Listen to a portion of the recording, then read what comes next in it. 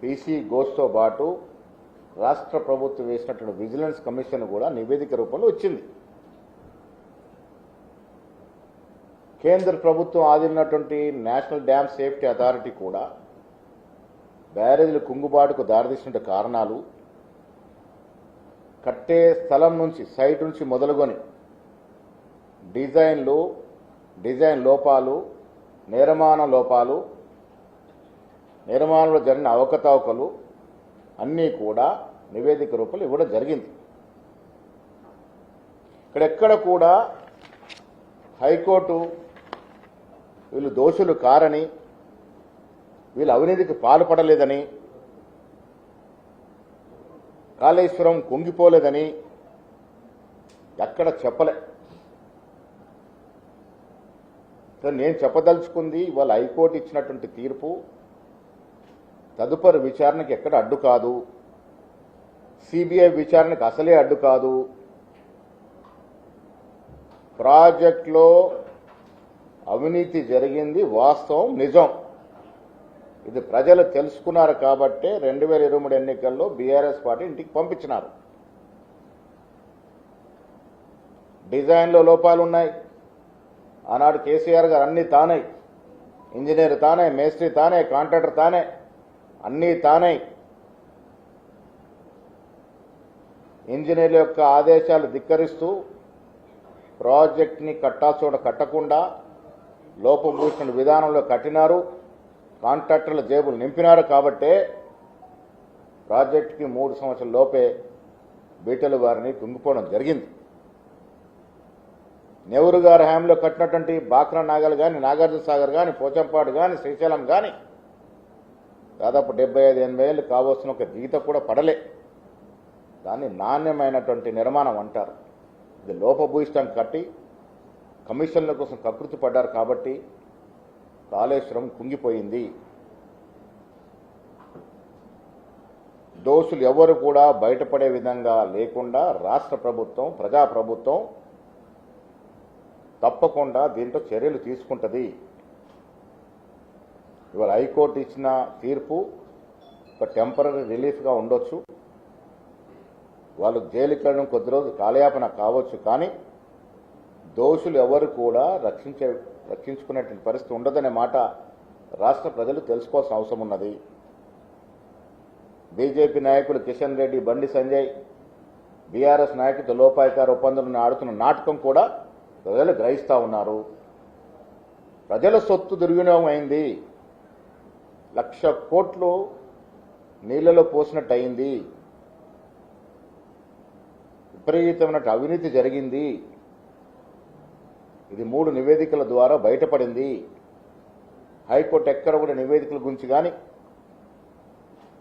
నివేదికల అంశాల గురించి కానీ ప్రస్తావించలే.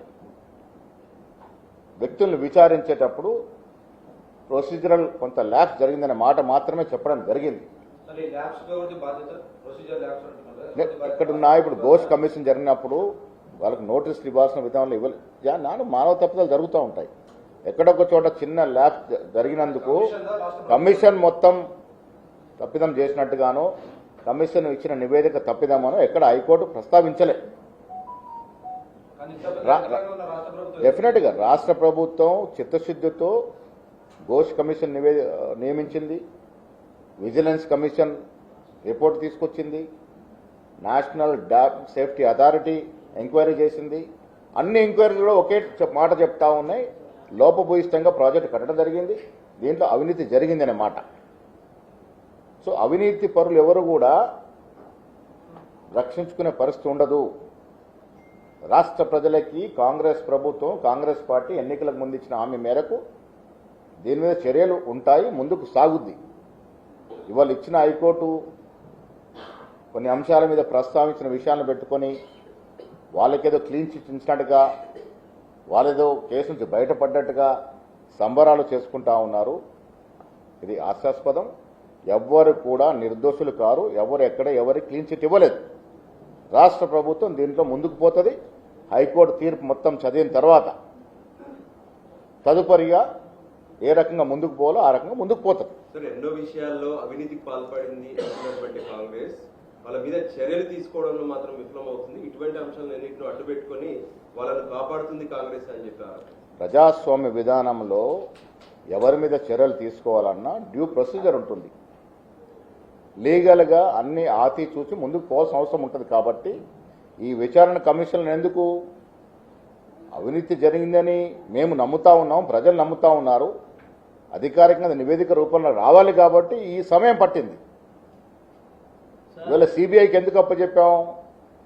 ఇప్పుడు మేము బీఆర్ఎస్ నాయకులను అరెస్ట్ చేస్తే ఇది రాజకీయ కక్షనో రాజకీయ కారణాలతో అరెస్ట్ చేసిన అంటారు. అందుకే కిషన్ రెడ్డి కోరిన విధంగానే రాష్ట్ర ప్రభుత్వం సిబిఐకి అప్పచెప్తూ నోటిఫికేషన్ ఇచ్చింది. నేను ఇవాళ కిషన్ రెడ్డి గారు ఎందుకు సిబిఐ ముందుకు పోవట్లేదో కిషన్ రెడ్డి గారు జవాబు చెప్పాల్సిన అవసరం ఉన్నది. బండి సంజయ్ గారు ఇలా కేంద్ర ప్రభుత్వంలో వారు జవాబు చెప్పాల్సిన అవసరం ఉన్నది. సిబిఐ ఈ విషయంలో ఎందుకు ముందుకు పోవట్లేదు? రాష్ట్ర ప్రభుత్వం అసెంబ్లీలో చర్చ పెట్టి దీని మీద అందరు సభ్యులు మాట్లాడే అవకాశం ఇచ్చి ఈ కేంద్ర ప్రభుత్వానికి అప్పచెప్పినాం. ఎవ్వరు కూడా గతంలో నేను బాటంగా చెప్తా ఉన్నాను, గతంలో జరిగినటువంటి అవకతవల మీద కాంగ్రెస్ ప్రభుత్వం క్లారిటీతో ఉంది. అది కాంట్రాక్టర్ అయినా అక్కడ ఉన్నటువంటి ఇంజనీర్లైనా ఎవరు తప్పు చేసినా వారికి శిక్ష పడాలి. కాబట్టే నిష్ణాతులైనటువంటి ఘోష్ గారిని నియమించడం జరిగింది. ఆ నివేదిక ఆధారంగా చర్యలు ఉండాలని కోరుకుంటా ఉంది. మొత్తం 4 అంశాలు తెలంగాణ మీ అధికారంలో వచ్చిన టోల్ ట్యాక్స్ పక్కకు పోయింది, ఈ రేస్ ఫార్ములా అట్లనే ఉంది, విద్యుత్ సంక్షోభం అట్లనే ఉంది, ఇప్పుడు కాళేశ్వరం ఉంది. ఇంకా 2.5 సంవత్సరాలు కాంగ్రెస్ అధికారంలో ఉంటది. మీరు అడిగే విధంగా కాళేశ్వర విషయంలో కానీ, ఫోన్ ట్యాపింగ్లో కానీ, ఫార్ములా ఈ రేస్ కార్ విషయంలో కానీ ఎవరిని కూడా ఉపేక్షించేది ఉండదు. ప్రజాస్వామ్య విధానం కాబట్టి కొంత సమయం పట్టొచ్చు.